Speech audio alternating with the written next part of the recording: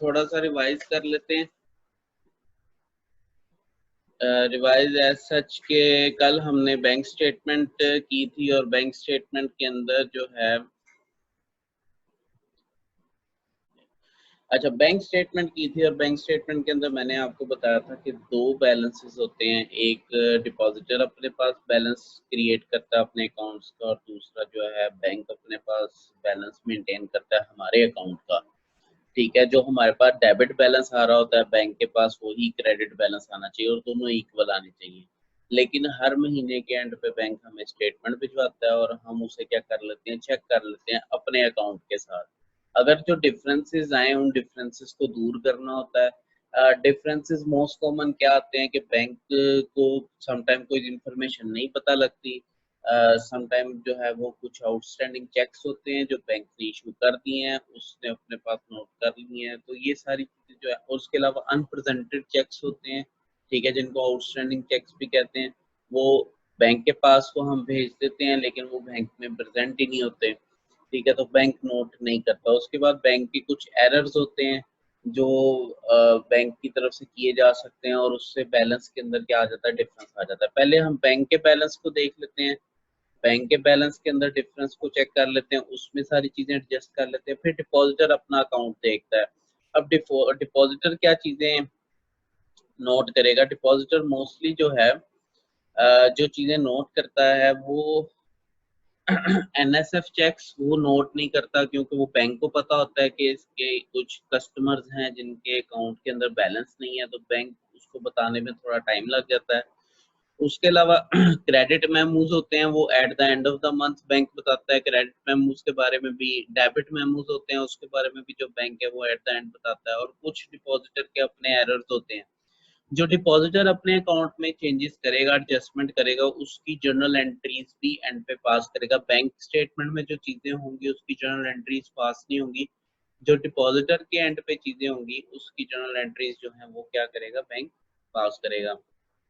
ठीक है, तो ये था एक किस्म का हमारा लेक्चर रिगार्डिंग यस्टरडे। और उसके बाद जो है we come towards next topic, और ये उसी चैप्टर का है, फाइनेंशियल एसेट्स का नेक्स्ट जो टॉपिक है उसमें आपके पास पेटी कैश फंड। मैंने अभी तक हम लोग फाइनेंशियल एसेट्स, और financial assets mostly short term होते हैं, जो बैलेंस शीट की एसेट साइड पे करंट एसेट्स का पोर्शन है उसको मोस्टली हम लोग कवर करेंगे।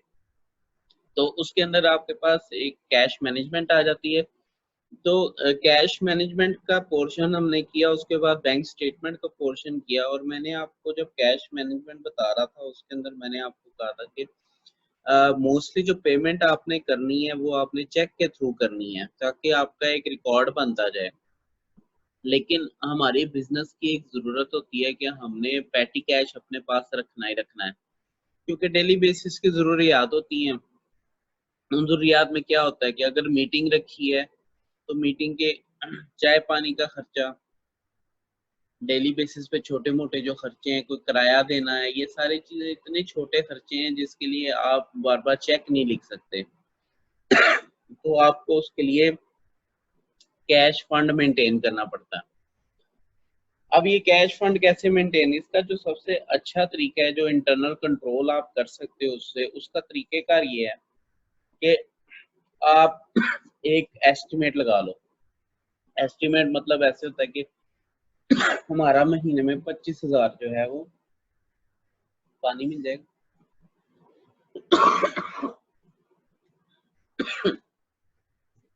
हमारा महीने में, एक्सक्यूज मी,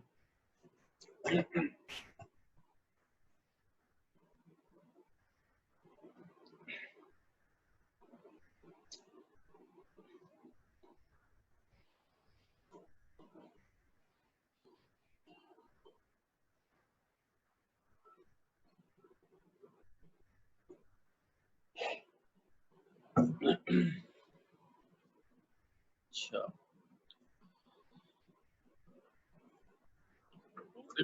हम्म, तो हमारा महीने में हम सोचते हैं कि जी हमारा 25,000 तक खर्चा हो सकता है, और 25,000 तक हम लोग अपना एक एस्टिमेट लगा लेते हैं। तो हम 25,000 का चेक काट के एक ही दफा वो कैश बॉक्स में कैश रख लेंगे। उसका एक कस्टोडियन हम रख लेते हैं अपने पास, और वो कस्टोडियन क्या करता है, उसमें से पैसे निकालता है, उसको खर्चे के लिए वो निकाल के यूज करना शुरू कर देता है। महीने का एक एस्टिमेट लगा लेते हैं हम लोग, एक बजट बना लेते हैं, वो उसमें से खर्चता रहता है। और फिर वो जो एक कस्टोडियन है वो रिस्पॉन्सिबल होगा उस पैसे का, और उससे पूछा जाएगा। वो जैसे जैसे खर्चा करेगा उसके इनवॉइसेस जो है वो अपने पास जमा करता रहेगा। वो इनवॉइसेस जो है वो एक्सपेंडिचर का एविडेंस होगा। जब वो उसको इकट्ठा करता रहेगा तो at the end of the period हम लोग मैच कर लेंगे कि कहाँ कहाँ खर्चा होगा। तो उस हिसाब से हम लोग अपना एक फंड जो है वो क्रिएट कर सकते हैं। ये एक स्ट्रॉन्ग इंटरनल कंट्रोल के लिए क्या होता है, जरूरी होता है।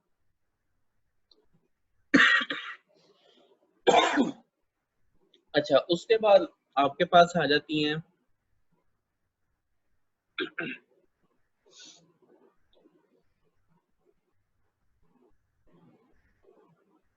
कोई वेटिंग में तो नहीं है, नहीं, ओके।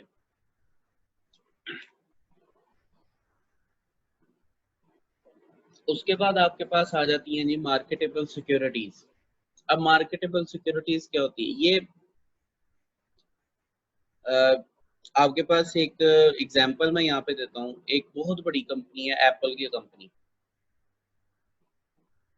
उनके करंट एसेट्स जो हैं वो बिलियंस में हैं। अब आप कहेंगे कि इतनी बड़ी कंपनी है और उसके करंट एसेट्स, उसका जो कैश है वो बिलियंस में है।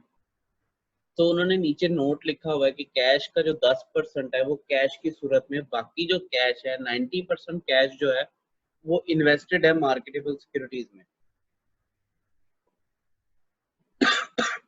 और मार्केटेबल सिक्योरिटीज किस शक्ल में होती हैं, बॉन्ड की इन्वेस्टमेंट में होती हैं, उसके वो आपके पास जो है कैपिटल स्टॉक इन्वेस्टमेंट की शक्ल में होती है। ये बहुत लिक्विड होती हैं, हम फौरन ही मार्केट में इन्हें क्या कर सकते हैं, बेच सकते हैं, क्योंकि इनकी एक सेकेंडरी मार्केट होती है।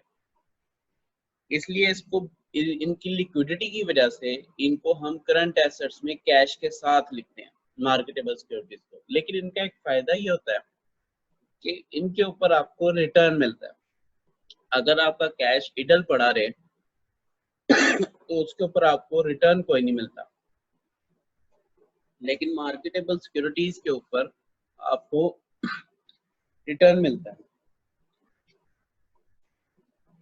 ओके, मार्केटेबल सिक्योरिटीज के बारे में दोबारा बता देता हूँ। ये जो मार्केटेबल सिक्योरिटीज है, इनका नाम से है, सिक्योरिटीज का मतलब ये होता है कि कोई स्टॉक्स या बॉन्ड्स, ठीक है। और मार्केटेबल का मतलब ये होता है कि ये आराम से जो है वो मार्केट में खरीदे या बेचे जा सकते हैं।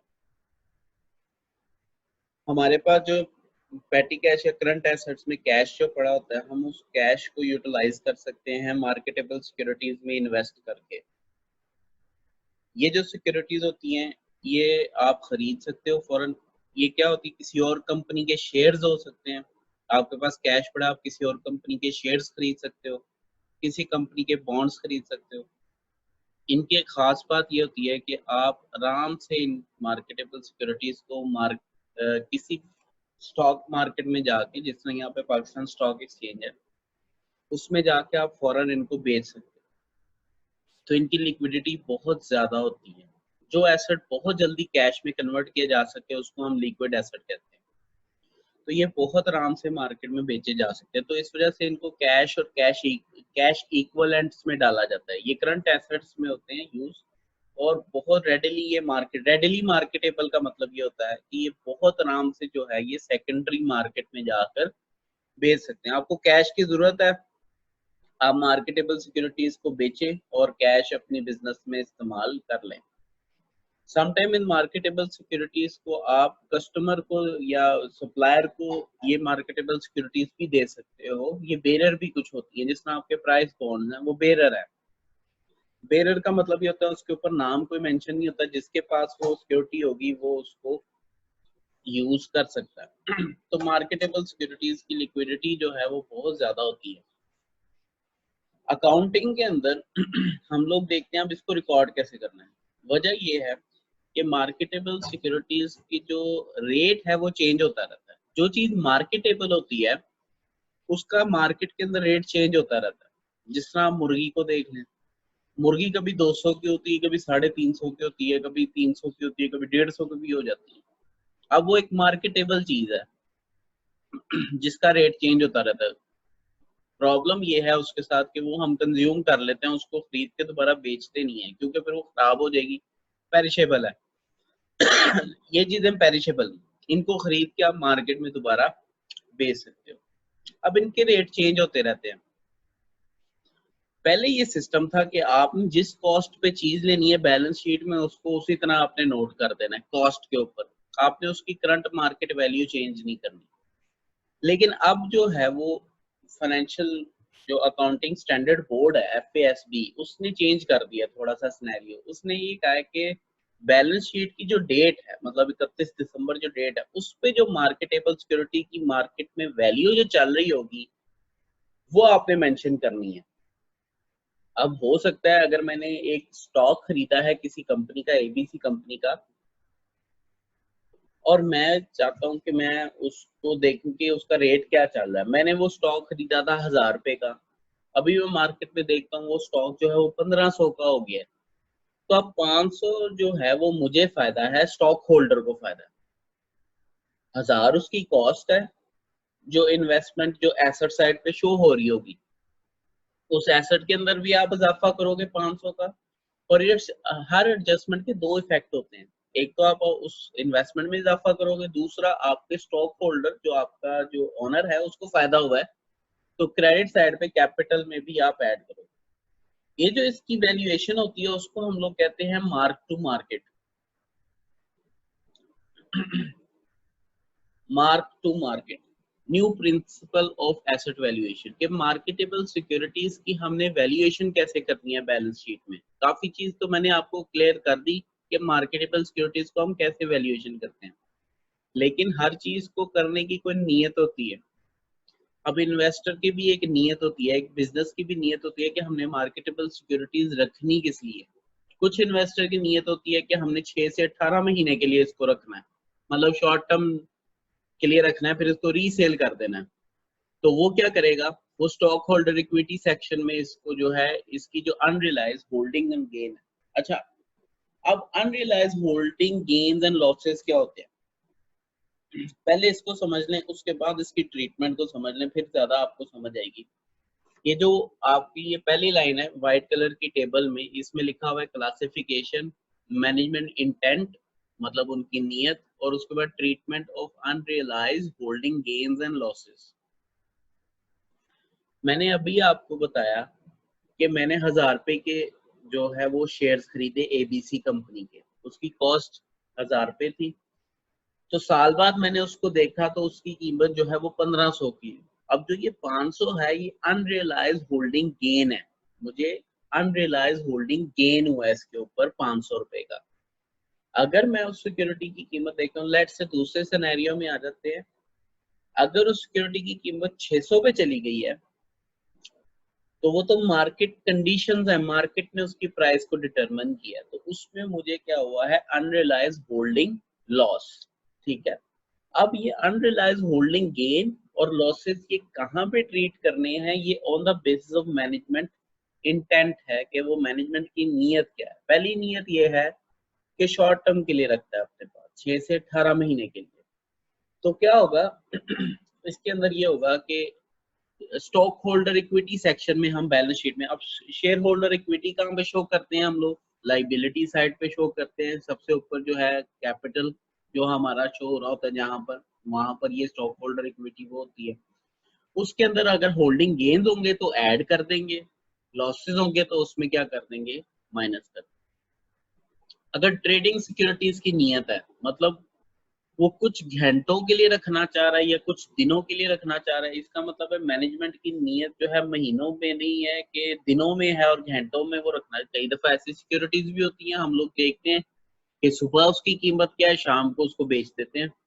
ठीक है, तो उस सूरत में स्टॉक होल्डर इक्विटी में इसको ऐड या सब्ट्रैक्ट करने की जरूरत नहीं है, ये सिर्फ हम लोग रेवेन्यूज और एक्सपेंसेस में बैलेंस शीट में शो कर देंगे, और ये क्रेडिट साइड पे ही शो होगा। रेवेन्यू आपके जो है, रेवेन्यू और एक्सपेंसेस आपके जो है वो कहाँ पर शुरू होते हैं, प्रॉफिट एंड लॉस स्टेटमेंट में, इनकम स्टेटमेंट में आप क्या कर देंगे, इसको बस रिपोर्ट कर देंगे। उसके बाद आपके पास जो है आप इसको रखना चाह रहे हैं मेच्योरिटी तक ना। मेच्योर का मतलब ये है कि जितनी मार्केटेबल सिक्योरिटी की एज है 10 साल तक, 5 साल तक, 3 साल तक, 1 साल तक, जितनी भी उसकी एज है, ठीक है। मोस्टली कमर्शियल पेपर्स जो होते हैं वो 6 महीने के लिए या 3 महीने के लिए होते हैं। आप चाहते हैं कि जी मैंने 6 महीने के लिए रखने हैं। कुछ कंपनी के बॉन्ड्स होते हैं जो 30 साल तक चलते हैं। आप कहते हैं मैंने 30 साल तक ये बॉन्ड रखना है, तो ये नियत है मैनेजमेंट की। तो उस सूरत में भी आपने पहली वाली ट्रीटमेंट करनी है। स्टॉक होल्डर अगर गेन होगा तो स्टॉक होल्डर इक्विटी में ऐड कर देंगे, अगर लॉस होगा तो स्टॉक होल्डर इक्विटी में क्या कर देंगे, लेस कर देंगे। स्लाइड पे चलते हैं। ये सप्लीमेंटल टॉपिक है जो बुक में से, सप्लीमेंटल टॉपिक में से मैंने लिया है इसकी जर्नल एंट्रीज, ठीक है। तो ये मैं थोड़ा सा आपको वॉक थ्रू कर देता हूँ इसको। तो ये मैं पढ़ के आपको बता रहा हूँ। Investment in securities originally are recorded at cost. Initially उनको हम किस पे करते हैं, रिकॉर्ड करते हैं, कॉस्ट पे रिकॉर्ड करते हैं। Which include any brokerage commission.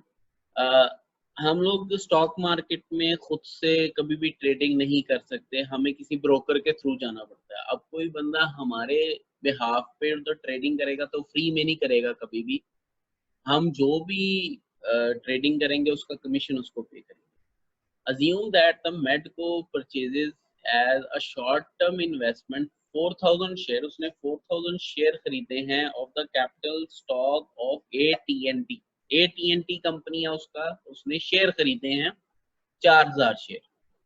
अब जो परचेज प्राइस है वो कितनी है, $50 पर शेयर। मतलब 4000 शेयर को $50 से आप मल्टीप्लाई करेंगे तो इट्स अबाउट 2 लाख, ठीक है।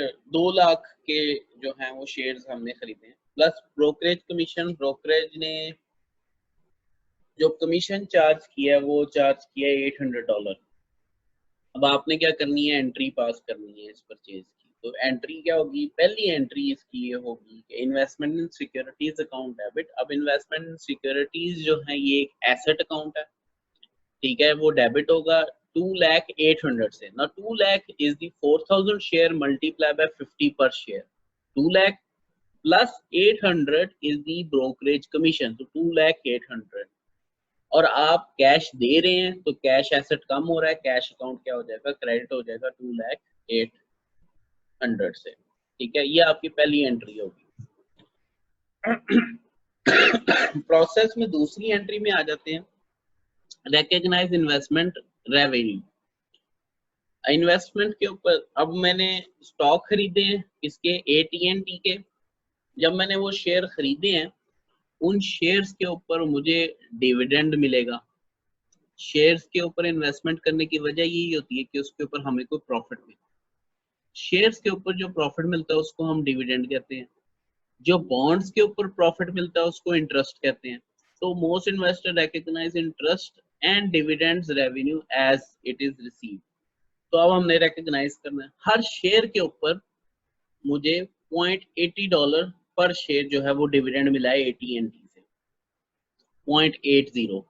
तो 0.80 को 4000 से मल्टीप्लाई करेंगे तो 3200 जो डॉलर्स हैं उसका क्या रिसीव हुआ है, मुझे डिविडेंड रिसीव हुआ, उसकी एंट्री करेंगे। अब डिविडेंड रिसीव हुआ है, कैश की शक्ल में रिसीव हुआ है, तो कैश काउंट डेबिट 3200 से और डिविडेंड रेवेन्यू क्रेडिट 3200 से। ये डिविडेंड रेवेन्यू जो है वो प्रॉफिट एंड लॉस स्टेटमेंट की क्रेडिट साइड पे रिपोर्ट करेंगे और कैश को हम आपको पता है कहाँ पे रिपोर्ट करेंगे, बैलेंस शीट में जो है वो एसेट साइड पे इसको रिपोर्ट कर देंगे, ठीक है। पहले हमने परचेज की एंट्री की, उसके बाद हमने डिविडेंड की एंट्री की, जो हमें उन शेयर्स के ऊपर क्या मिला, डिविडेंड रिसीव हुआ, ठीक है। उसके बाद जो थर्ड है sale of security at at gain.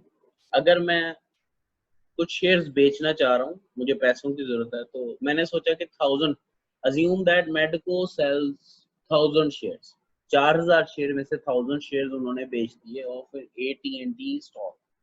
लेकिन हर शेयर की कीमत कितनी लगी, $55 पर शेयर। कितने का शेयर था, $50 का शेयर था, लेकिन कितने का बिका, $55 का एक शेयर जो है वो बिका। और मेडको ने कमीशन भी पे करना है क्योंकि वो खुद तो बेचेगा नहीं, ब्रोकर के थ्रू बेचेगा, तो ब्रोकर ने $200 जो है वो इस पर क्या चार्ज किया, अपना कमीशन भी चार्ज किया, ठीक है।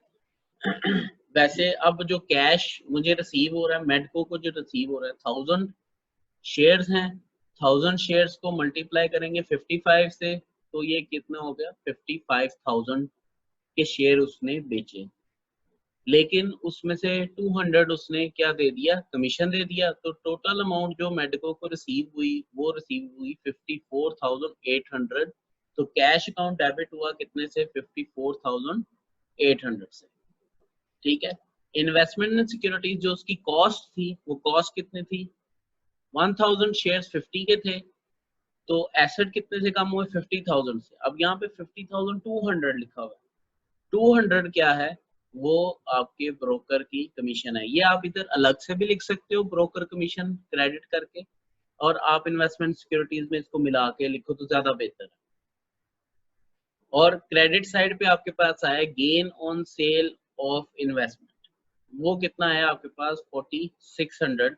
ये 54,800 और 50,200 का अगर हमने डिफरेंस किया, तो डिफरेंस हमारे पास कितना आया, वो हमारे पास आ गया गेन आ गया। और गेन आपका क्या है, रेवेन्यू है। तो रेवेन्यू जब बढ़ता है तो वो क्या हो जाता है, आपका क्रेडिट हो जाता है। सेल और इन्वेस्टमेंट ऑन गेन्स को हम इस तरह एंट्री जो है पास करेंगे, cash account debit, investment security asset कम हुआ, इन्वेस्टमेंट सिक्योरिटी अकाउंट क्रेडिट, और आपके पास gain in sale on investment account क्या हो जाएगा, क्रेडिट हो जाएगा। अगर मैं सिक्योरिटीज बेचता हूँ और मुझे उस पर लॉस हो जाता है, तो लॉस की सूरत में मेडको क्या एंट्री करेगा, मेडको ने 1000 शेयर बेचे $48 पर शेयर के हिसाब से, कॉस्ट कितनी थी 50, लेकिन उसने बेचे कितने के, $48 के। तो ब्रोकरेज कमीशन उसने इस सूरत में भी पे करना है, चाहे वो लॉस पे बेचे चाहे वो गेन पे बेचे, उसने ब्रोकरेज कमीशन पे करना ही करना है। तो 1000 उसने बेचे, 1000 को 48 से मल्टीप्लाई किया, तो 48,000 मिलना चाहिए था उसको कैश, लेकिन यहाँ पर जो कैश डेबिट हुआ है 47,800 से डेबिट हुआ है। वो क्यों हुआ है, 200 जो है $200 हमने ब्रोकर को दे दिया, तो हमें जो टोटल कैश रिसीव हुआ, जो एसेट में इंक्रीज आया, वो कितना है 47,800। इन्वेस्टमेंट सिक्योरिटीज 50,200, जो हमारी इन्वेस्टमेंट में कमी आई है, जो हमारे एसेट में कमी आई है, वो कितने से आई है 50,200, 200 ब्रोकरेज कमीशन, और बाकी 50,000 जो है वो क्या है, हमारी एक्चुअल कॉस्ट ऑफ इन्वेस्टमेंट। ठीक है, अब जो ये डिफरेंस आ रहा है, ये 47,800 और 50,200 का जो डिफरेंस आ रहा है, that is a loss, loss on sale of investment. ये लॉस क्या है, ये बिजनेस का एक्सपेंस है, और जब एक्सपेंस बढ़ता है तो वो क्या हो जाता है, डेबिट हो जाता है। 2400 से हमारा loss on sale on investment account जो है डेबिट हो गया। पिछली एंट्री में आपके पास गेन हुआ था, इस एंट्री में आपके पास क्या हुआ है, लॉस हुआ। तो हमने चार चीजें देखी हैं, सिक्योरिटीज को परचेज करना, कॉस्ट पे एंट्री करना, ठीक है। उसके बाद उस पर डिविडेंड रिसीव हुआ, cash account debit, dividend revenue account credit. उसके बाद हमने सिक्योरिटीज को बेचा, मार्केटेबल सिक्योरिटीज को गेन पे बेचा, तो cash account debit, investment securities asset कम हुआ, क्रेडिट। उसके बाद gain on sale on investment account credit. Sale की at loss, cash account debit, loss on sale of investment account debit, and investment in securities account credit. ये हमारी entry हुई है। Investment in securities आपका asset है, जब आपने खरीदा था शुरू में, अगर आप देखें जब आपने शुरू में परचेज किया था, ये मैं शुरू वाली एंट्री में ले जाता हूँ। शुरू में जब आपने इन्वेस्टमेंट, जब आपने सिक्योरिटी, मार्केटेबल सिक्योरिटी परचेज की थी, तो आपने क्या एंट्री पास की थी, investment securities to cash. Investment securities आपके पास आया था एसेट की शक्ल में, ठीक है। अब जब आप इसे बेचोगे, इन्वेस्टमेंट सिक्योरिटीज को जब आप क्या करोगे, सेल करोगे, तो सेल करने की सूरत में आप क्या करोगे, इसको ये क्या हो जाएगी, कम हो जाएगी ना। जब इन्वेस्टमेंट सिक्योरिटीज कम हो जाएगी तो वो क्या हो जाएगी, क्रेडिट हो जाएगी। जब आपने खरीदी तो डेबिट की, एसेट बढ़ा, आपने डेबिट किया। जब आप बेचेंगे तो आपकी सिक्योरिटीज क्या हो रही हैं, कम हो रही हैं। मार्केटेबल सिक्योरिटीज कैश बढ़ रहा है, और मार्केटेबल सिक्योरिटीज क्या हो रही है, कम हो रही है। तो उस सूरत में इन्वेस्टमेंट सिक्योरिटीज अकाउंट क्या हो जाएगा आपका, क्रेडिट हो जाएगा, ठीक है। In this way you will do this entry. जो कॉस्ट है उसको आपने देखना है कि कितनी कॉस्ट उसकी क्या हो रही है, कम हो रही है। दो एंट्रीज बस रह गई हैं इसमें अब। जो जिसके बारे में हम बात कर रहे थे, मार्क टू मार्केट एडजस्टमेंट, ये जो शुरू में हमने टेबल किया है मार्क टू मार्केट, अब इसकी एडजस्टमेंट हमने करनी है। हमने साल तक अपने पास मार्केटेबल सिक्योरिटीज रखी, अब एट द एंड अगर उसकी मार्केट के अंदर वैल्यू में अगर एडजस्टमेंट आई है, अगर मार्केट में उसकी वैल्यू बढ़ी है या कम हुई है, उसको हमने एडजस्ट भी तो करना है अपनी बैलेंस शीट के अंदर। तो वो एडजस्टमेंट की एंट्रीज आपके सामने, मार्क टू मार्केट एडजस्टमेंट। अब ये मैं पढ़ के सुना देता हूँ, फिर ज्यादा अच्छा समझ आएगा। assume that prior to making an adjustment entry, Medco security account has a balance of 2,50,000, 2,50,000 के उसके पास मार्केटेबल सिक्योरिटीज थी, उतना बैलेंस था at the year and. If the current market value of the security, अब मार्केट के अंदर उसने उसका रेट देखा तो उस 2,50,000 की सिक्योरिटीज का जो मार्केट के अंदर रेट चल रहा है वो कितना चल रहा है, 2,65,000। Medco will make a following adjustment. अब ये यहाँ से जरा क्वेश्चन को देख के पहले समझ लें, फिर एंट्री में आते हैं। 2,50,000 रुपए का बैलेंस आ रहा था मेरी बैलेंस शीट के अंदर, लेकिन जब मैंने मार्केट में चेक किया तो वो 2,50,000 का जो मार्केट रेट चल रहा है वो 2,65,000 चल रहा है। मतलब 15,000 का मुझे अनरियलाइज्ड होल्डिंग गेन हुआ है। होल्डिंग गेन मतलब जो मैंने सिक्योरिटीज को होल्ड किया है उसका गेन मुझे 15,000 का हुआ। इट्स लाइक आपके पास मोबाइल फोन है, वो 20,000 का है। अब कहते चलो मार्केट में रेट लगाता हूँ, आपने मोबाइल अपने पास होल्ड किया हुआ है, आप मार्केट में गए, मार्केट में उसका रेट जो है वो 25,000 लग गया। मतलब आपको मोबाइल फोन होल्ड करने का जो गेन है वो 5,000 का हो गया। It's just like that. इसमें क्या है, आप स्टॉक मार्केट में जाते हो तो इसकी एंट्री कैसे पास करेंगे। इन्वेस्टमेंट सिक्योरिटीज में इजाफा होगा, इन्वेस्टमेंट सिक्योरिटीज आपकी एसेट साइड पे शो हो रहा होगा। इन्वेस्टमेंट सिक्योरिटीज 15,000 से डेबिट हो जाएगी, उसके अंदर इंक्रीज आ जाएगा। और unrealised holding gain on investment 15,000 से क्या हो जाएगी, क्रेडिट हो जाएगी। अब ये मैनेजमेंट की इंटेंट है, मैनेजमेंट की मोस्टली इंटेंट होती है 6 से 18 महीने तक अपने पास होल्ड करना है उसमें। तो उस सूरत में क्या करेगा, ये जो unrealised holding gain on investment जो क्रेडिट हो रहा है, ये आप क्या करोगे, स्टॉक होल्डर्स के अकाउंट में जाके इसको क्या कर दोगे, ऐड कर दोगे बैलेंस शीट की क्रेडिट साइड पे।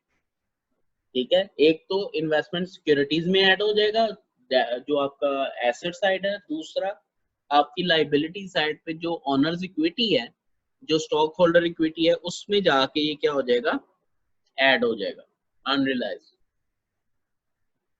लास्ट एंट्री है कि अगर आपको लॉस हो जाए, अगर आप लॉस हो जाए, मतलब मार्केट के अंदर रेट है, लाइक मोबाइल्स पे तो मोस्टली आपको लॉस ही होता है। आपका 30,000 का मोबाइल है, आप मार्केट में रेट लगाते हो 15,000 लगता है, इसका मतलब है आपको अनरियलाइज होल्डिंग लॉस हुआ है। 15,000 उसका रेट जो है वो कम लगा, कॉस्ट उसकी 30,000 थी, रेट उसका क्या लगा है, 15,000 लगा। तो ये इसकी भी एडजस्टमेंट। अब हम आ जाते हैं वापस सिक्योरिटीज की तरफ। मेडिकल सिक्योरिटीज अकाउंट के पास बैलेंस था मार्केटेबल सिक्योरिटीज का 2,50,000 का। करंट मार्केट वैल्यू जो उसकी आ रही है वो आ रही है 2,40,000। मतलब 10,000 का लॉस हुआ है मार्केटेबल सिक्योरिटीज को होल्ड करने का।